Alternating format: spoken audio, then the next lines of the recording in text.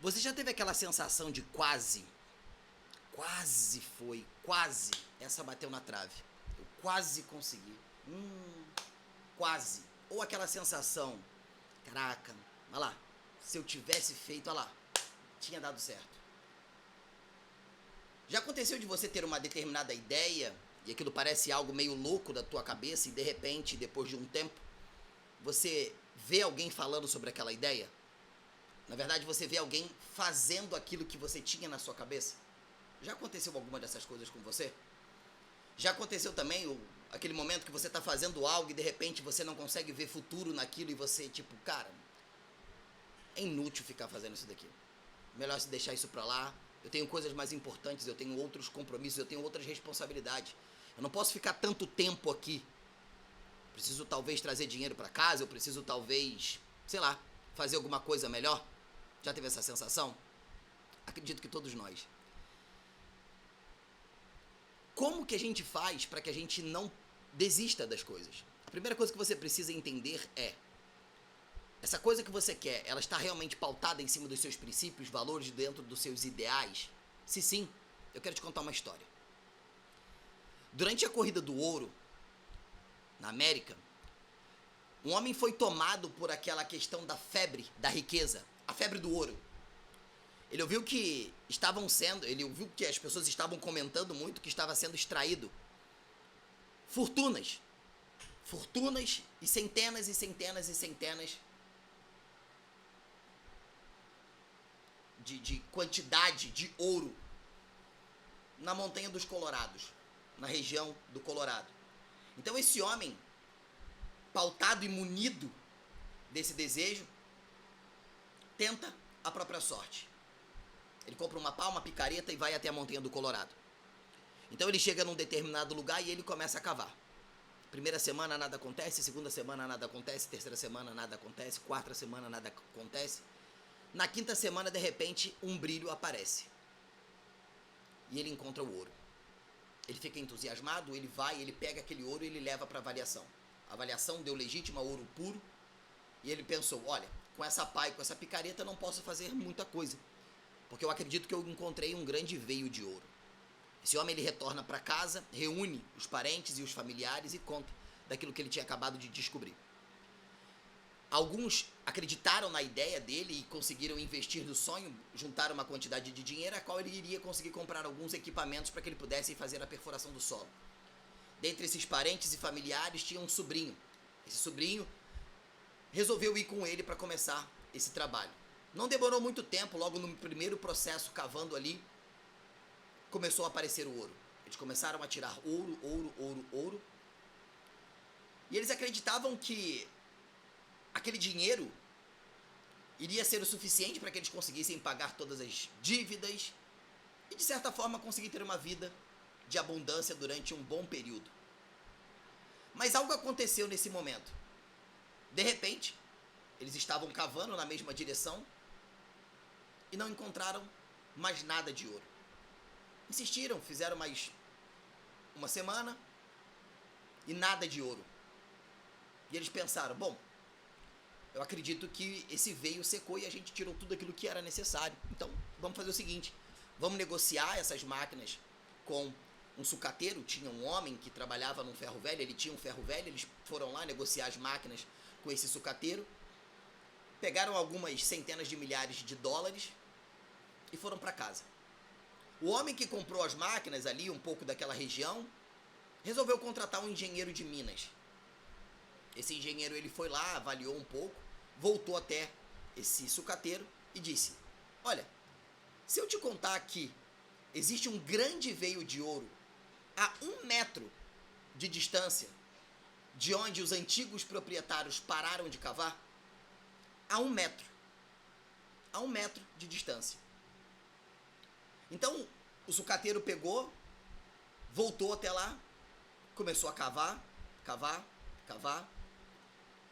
e logo ali, né, após ter cavado ali 1 metro, ele encontrou um grande veio de diamante e se tornou um dos homens multimilionários daquela região. Apenas 1 metro separava a vitória do arrependimento. O Homem do Ferro Velho ficou milionário. E isso aconteceu porque ele teve a sabedoria de buscar a informação e o conhecimento especializado. E aqui fica o meu alerta. Ele teve a sabedoria de buscar a informação e o conhecimento especializado, direcionado. Eu comecei a gravar vídeos para o YouTube em 2016. Comecei falando sobre instrumentação cirúrgica, ensinando sobre instrumentação cirúrgica, cirurgias e técnicas. Eu sempre gostei muito de falar de mentalidade, de inteligência emocional, de comportamento. Eu acredito fielmente que nós criamos a nossa realidade através daquilo que pensamos, e aquilo que pensamos faz a nossa maneira de se comportar ser coerente com aquilo. Não adianta eu querer algo e o meu comportamento está completamente disfuncional disso.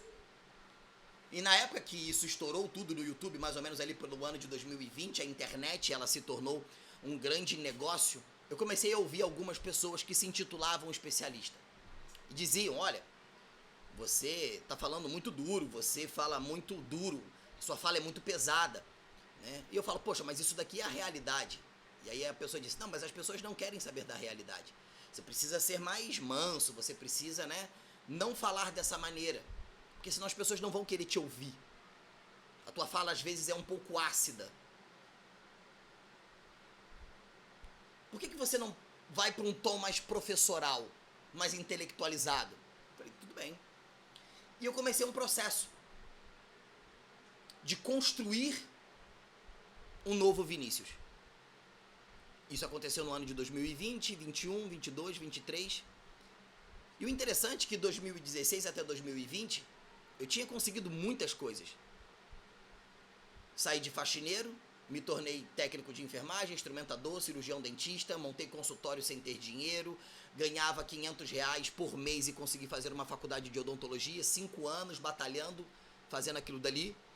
E quando, enfim, eu consegui ter algo diferente na vida, quando eu comecei a trabalhar na internet, escrever os livros, eu fui ouvir um especialista, suposto especialista, melhor colocar isso daqui, né? E eu acreditei naquilo, porque a gente tem um pouco de tendência de acreditar muito naquilo que a gente ouve, e a gente não vai lá, às vezes, verificar aquela informação. E o que aconteceu? Qual que foi o resultado disso? Uma queda brutal da audiência, uma queda brutal no negócio, uma queda brutal e eu quebrei.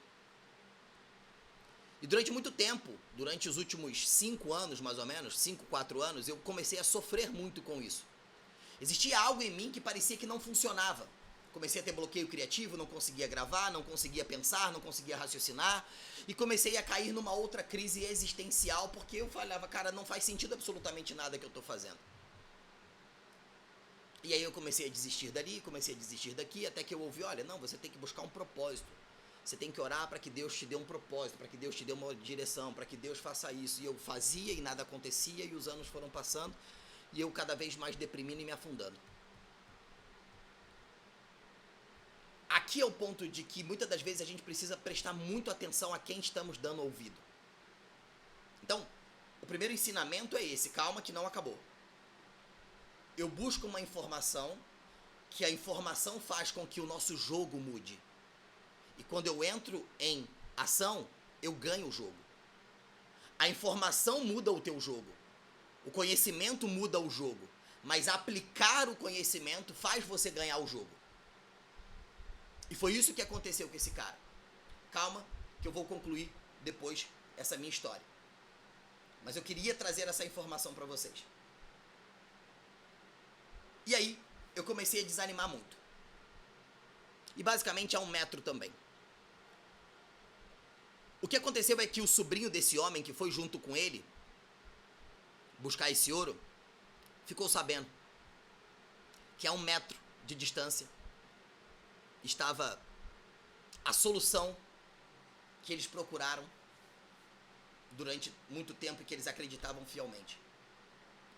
E uma das coisas interessantes que esse garoto teve na cabeça, e que eu demorei para ter isso também, antes dele ter ficado arrasado, triste, decepcionado, ele jurou para ele mesmo que ele nunca mais iria desistir de algo por conta de uma derrota temporária.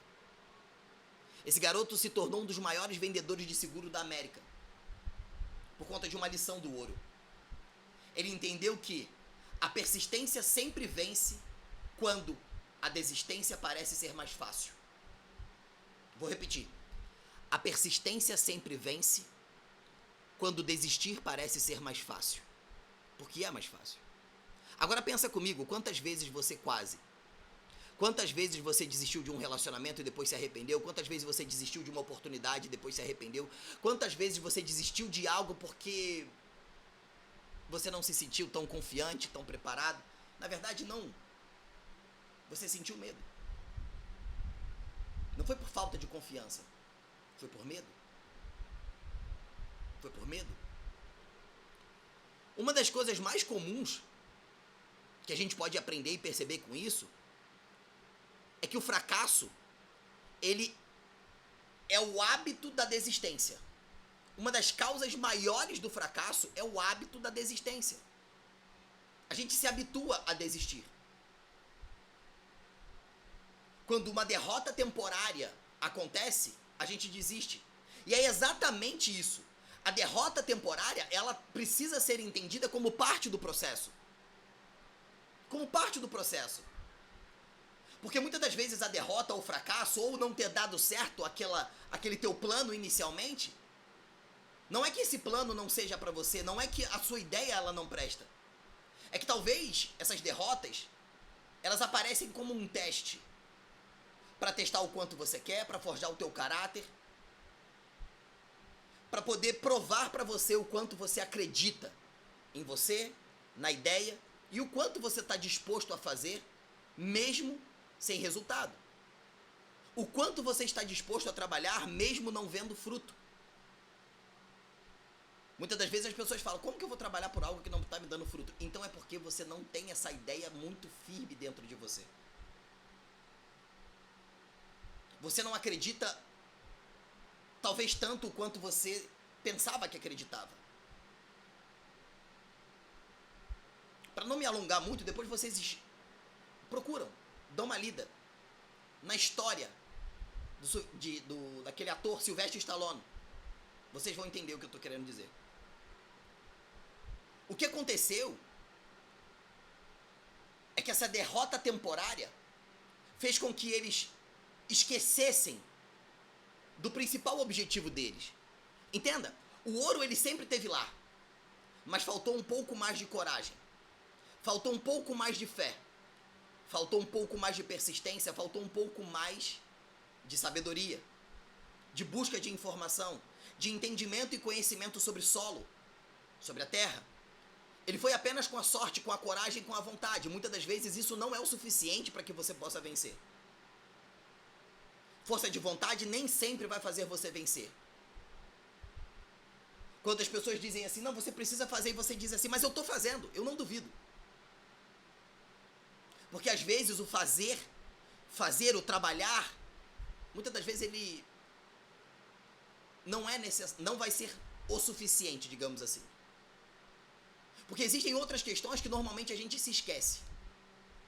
De ter um conhecimento, de buscar entender o porquê que não está dando certo, de mudar as rotas, mudar os caminhos, entender que existem outros caminhos para que eu possa chegar no destino.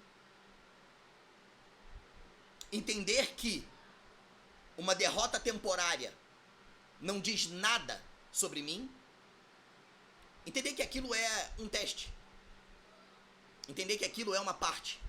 Um fracasso temporário é apenas uma parte da história, não é toda a história. Um fracasso temporário não é toda a sua história. É apenas uma parte que precisa ser escrita. Agora eu te garanto, se você aprender mais um pouco, se você der só mais um passo, se você acreditar só mais um pouco em você,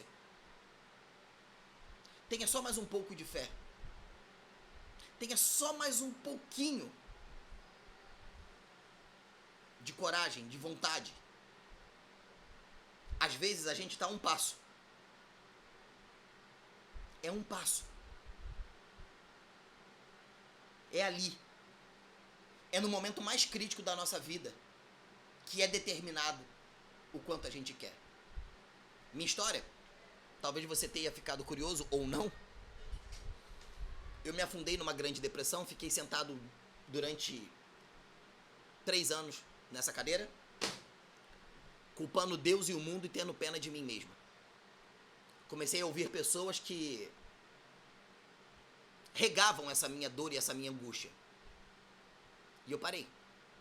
Iniciei um novo canal no YouTube, naquela época, há uns anos atrás. Postei um pouco mais de 30 vídeos e não tive nenhuma visualização. Meu sonho sempre foi ser um palestrante, meu sonho sempre foi ajudar pessoas através da mentalidade, da mente, mostrar para elas que elas talvez não são aquilo que ela pensa. Que elas nasceram, elas foram criadas para dar certo. Porque lá atrás, quando eu morava num barraco, eu dormia num colchão, onde o rato passava, cagava e mijava no forro, passava o xixi pelo forro e caía em cima da gente.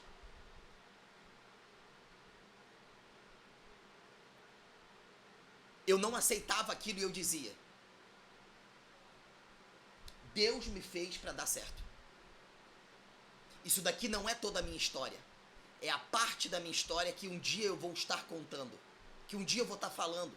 Que um dia eu vou estar incentivando as pessoas. Que um dia eu vou estar mostrando para elas que dá para fazer acontecer. Independente da situação, da circunstância.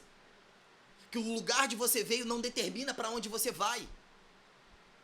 Que o fato de você ter passado pelo que você passou não define, não determina aquilo que você tem o potencial de conseguir, de construir, de realizar. Porque um garoto como eu, que começou a trabalhar com os 12 anos de idade, vivia em um ambiente onde sofria tudo aquilo que você possa imaginar. Abuso, agressão, via minha mãe ser espancada, tudo sendo quebrado, destruído, tinha que ir pra rua e ficava pedindo ajuda para que eu pudesse dormir na casa de alguém. Que aos 17 para 18 anos foi morar num asilo porque não sabia mais o que fazer. Dormia no sofá, no corredor de um asilo. Acordava todos os dias 5 da manhã, 6 horas, ia ajudar a dar banho nos velhinhos. Eu não pensava, será que não vai dar certo? Eu não pensava, eu só fazia. Eu só fazia. Eu estava sempre entusiasmado. Eu lembro quando as pessoas diziam: cara, você tem uma energia diferente. Cara, você é diferente, você tem uma energia diferente. Até que eu acreditei que eu não poderia ser isso. Que eu não poderia falar do jeito que eu queria falar. Que eu não poderia falar com a energia. Que eu não poderia falar com a indignação. E que eu tinha que diminuir isso.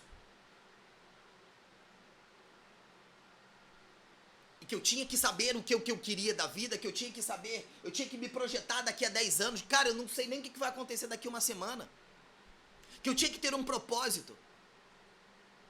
Porque se você não tem um propósito, você não tem nada. Quantos brasileiros, quantos seres humanos na face da Terra vivem essa crise de não ter um propósito? Até que dias atrás eu me perguntei: e se não existisse um propósito? O que eu estaria fazendo agora? Eu estaria vivendo. Fazendo aquilo que faz sentido pra mim. Eu estaria vivendo. E aí eu me deparei com um vídeo onde um cara disse, David Goggins, ele fala: as pessoas precisam de um propósito para poder entrar em ação. As pessoas precisam de um propósito para poder corroborar o seu comportamento, aquilo que vão fazer ou deixar de fazer, aquilo que vão trabalhar em si. Precisam de um propósito para que tenha sentido as suas ações. E nunca pararam para pensar. Talvez o seu maior propósito seja você. Seu maior propósito seja trabalhar em você. Seu maior propósito seja se alimentar bem. Seu maior propósito seja fazer o que você está fazendo da melhor forma possível. Seu maior propósito é cuidar da tua saúde, é treinar. Seu maior propósito é cuidar da tua família.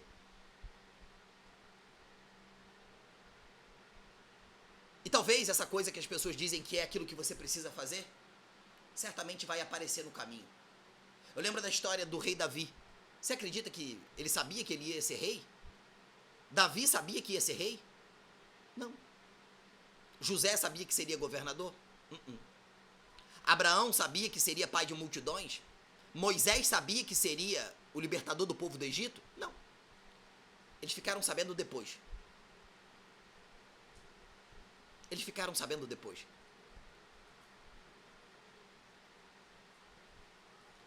eles ficaram sabendo depois? Porque Deus revelou para eles no momento que era o momento. Eu acredito que eles só tiveram essa revelação do destino quando eles estavam trabalhando neles.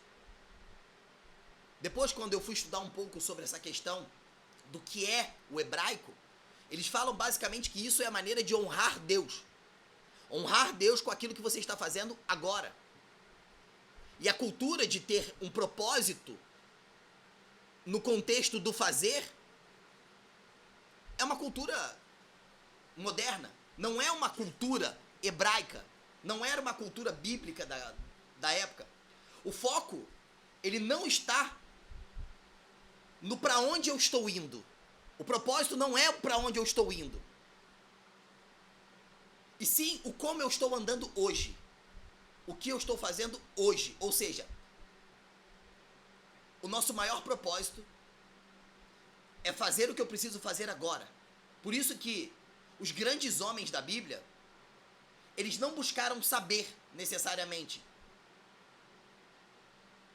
o que seria, para onde eles deveriam ir, mas ser quem Deus chamou eles para ser, no sentido de cuidar deles, cuidar daquele momento, honrar aquele momento, aproveitar e dar o máximo naquele momento. Porque a vida acontece no agora, ela não acontece no futuro. Você já parou para entender que o futuro nunca vai chegar? Aonde está o futuro? Aqui. Não existe futuro. Só existe o agora. E quando você chegar amanhã, não vai ser mais futuro, vai ser agora. Vai ser agora. Trabalhe em você agora. Coloque fé em você agora. Como não desistir? Coloque fé em você agora. Faça mesmo sem vontade. Faça mesmo que as pessoas não acreditem.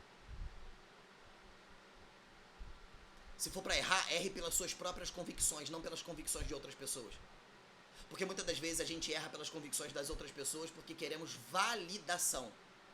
É porque a gente não acredita em nós. Uma das coisas mais perigosas no mundo é viver sem uma identidade. Não saber quem você é. Porque quando a gente não sabe quem é, quem somos, aceitamos qualquer rótulo. Nos colocamos em qualquer buraco, em qualquer prateleira. Aceitamos qualquer coisa que as pessoas falam. De certa forma, a gente é dirigido por aquilo que a gente ouve. O futuro vai ser isso. Isso aqui já não adianta mais. E a gente não se questiona por nada. Uma das maneiras que a gente precisa entender que para que a gente não possa desistir é ter fé. É perceber e entender que a persistência, ela sempre vence quando a desistência parece ser o mais fácil. É só mais um pouco. É só mais um pouco. É só mais um pouco. Você não precisa fazer muito, é só mais um pouco. É só mais um passo. É só mais um segundo, é só mais um minuto. Eu gosto de usar uma estratégia que eu aprendi, que às vezes quando eu estou muito chateado, eu quero desistir de alguma coisa, eu falo assim: amanhã eu desisto, mas agora não. Amanhã eu não vou não. Amanhã eu desisto. Pô, não quero ir pra academia, não. Amanhã eu não vou, amanhã eu vou ficar em casa, hoje eu vou. E aí quando chega o amanhã, eu falo, não. Amanhã.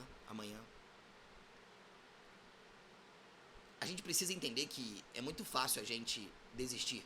É muito fácil as pessoas fazerem a gente desistir. Apenas com uma frase. Esse é o poder. Talvez você vai assistir esse vídeo, talvez você chegou até aqui, talvez muitas pessoas já saíram. Por quê? Às vezes, quando vocês estão ouvindo um vídeo ou estão ouvindo alguém dizer alguma coisa e vocês escutam essa frase que faz você parar.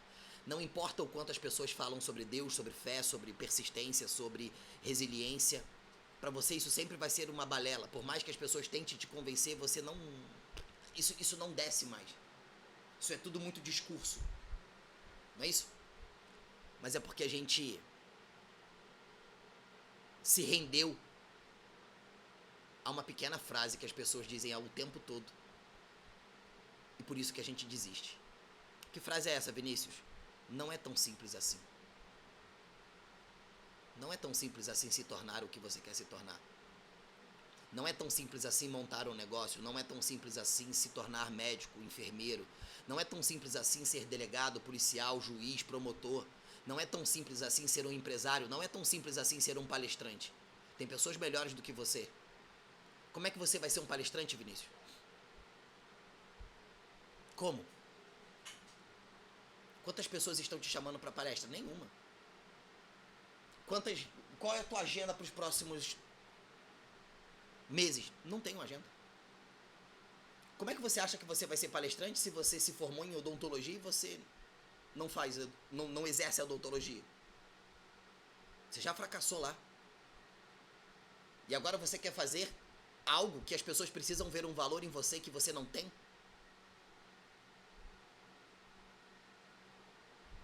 E aí a minha resposta foi: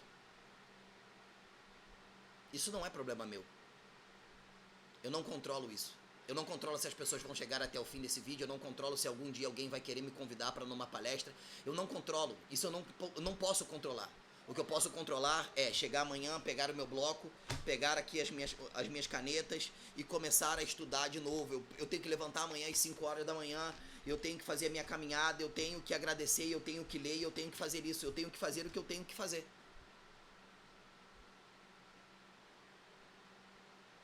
Acreditando que eu vou ser um dos maiores palestrantes reconhecidos do Brasil e mundialmente.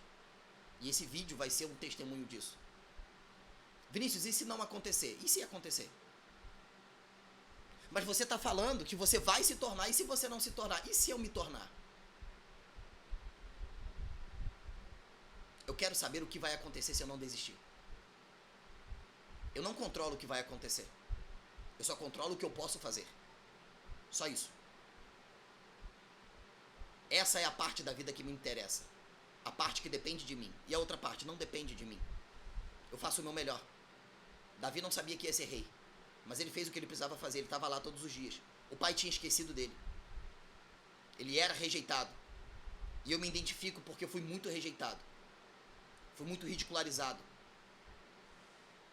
Lá vai o garoto que fala que vai conseguir alguma coisa morando dentro de um lugar chamado Vila Miséria, onde o pai espanca ele, a mãe e as irmãs.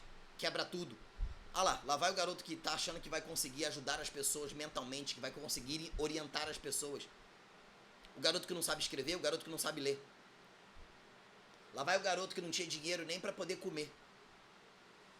Mas esse garoto sem dinheiro para comer fez faculdade. Fez 5 anos de odontologia.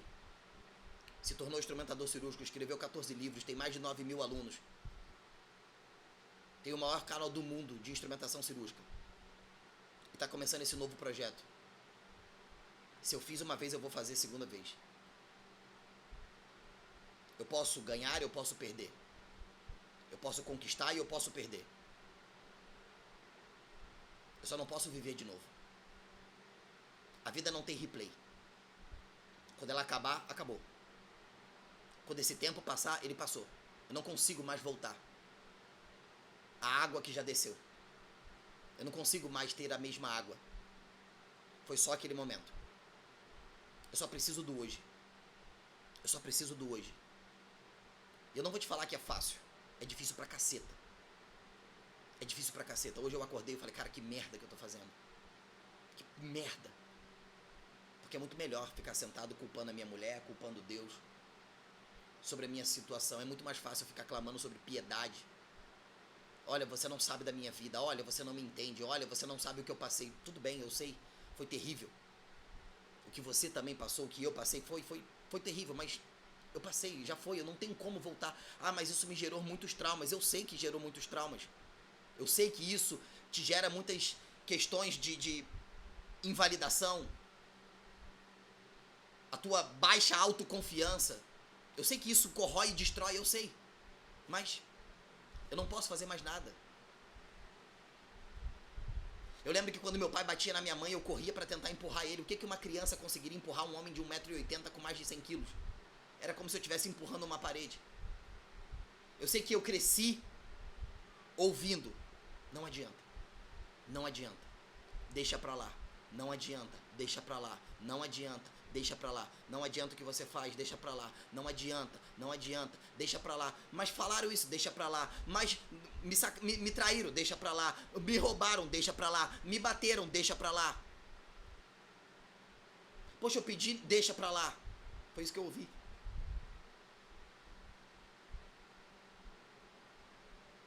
Só que eu precisei entender que aquele garoto, ele não podia. Mas hoje eu posso. Hoje eu posso. Eu não pude ajudar minha mãe lá, mas hoje eu posso. Eu não pude proteger minha mãe lá, mas hoje eu posso. Eu era uma criança. Eu não pude me proteger. Eu não pude ter abraço, eu não pude ter um eu te amo, eu não pude ter um carrinho, eu não pude ter. Depois de um tempo, meu pai sim conseguiu me dar algumas coisas. Não posso endemonizar meu pai, não, meu pai foi uma peça muito importante na minha vida. Com o tempo eu entendi que tudo aquilo que ele fez era o que ele tinha. As pessoas só dão aquilo que tem. Ele só estava me dando aquilo que ele tinha. Meu pai foi viciado com 10 anos de 8 anos de idade, 8 a 10 anos, não me recordo. Foi viciado em bebidas alcoólicas pela avó, porque ele morava num barraco de pau a pique e dormia num chão batido de barro. Sentia muito frio, a avó dava uma dosezinha de cachaça. Então, aos 8, 10 anos de idade, meu pai começou a beber.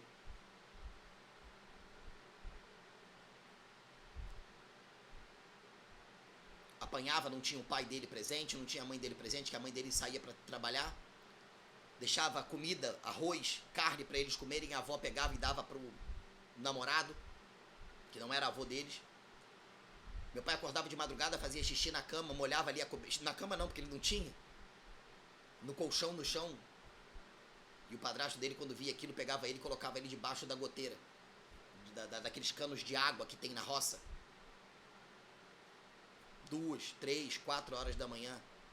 Para ele tomar banho no frio. Eu não estou dizendo que o que ele fez foi certo. Eu não estou dizendo que existe uma carta branca para fazer o que ele fazia. Mas hoje eu entendo que talvez aquilo era só um grito de um homem desesperado que não sabia o que estava acontecendo na cabeça dele. Que acreditava que a vida era aquilo dali. Meu pai passou grande parte da vida que eu ouvia ele dizendo, buscando validação. Ninguém me reconhece, ninguém me elogia, ninguém me reconhece, ninguém me elogia.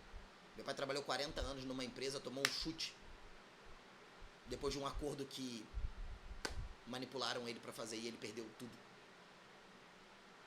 Não estou justificando. Eu estou te dizendo que por mais que meu pai tenha feito o que fez comigo, ele foi o meu pai.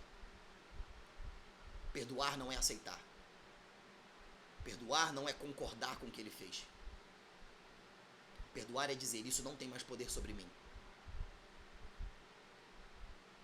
Isso não tem mais poder sobre mim. Perdoar é deixar a ferida cicatrizar. Ela sempre vai estar ali, a cicatriz. O trauma, o dano sempre vai existir. Isso não muda. Mas eu mudo. Eu não posso controlar o que vai acontecer comigo. A única coisa que eu posso fazer é o como eu vou reagir ao que aconteceu.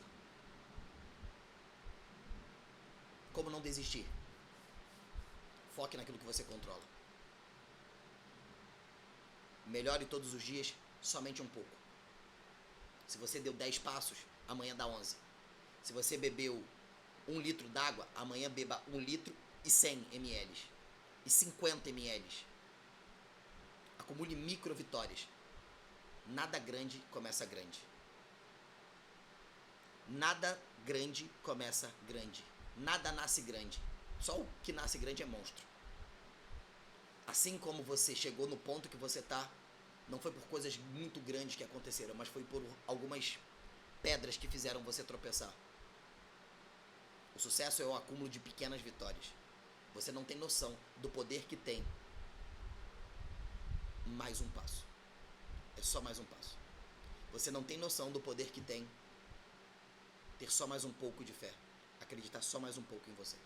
Se esse vídeo te ajudou, dá o like, se inscreve no canal, compartilha, para que a gente possa levar nossa mensagem para mais pessoas. Eu conto com a tua ajuda. Tamo junto e até o próximo vídeo.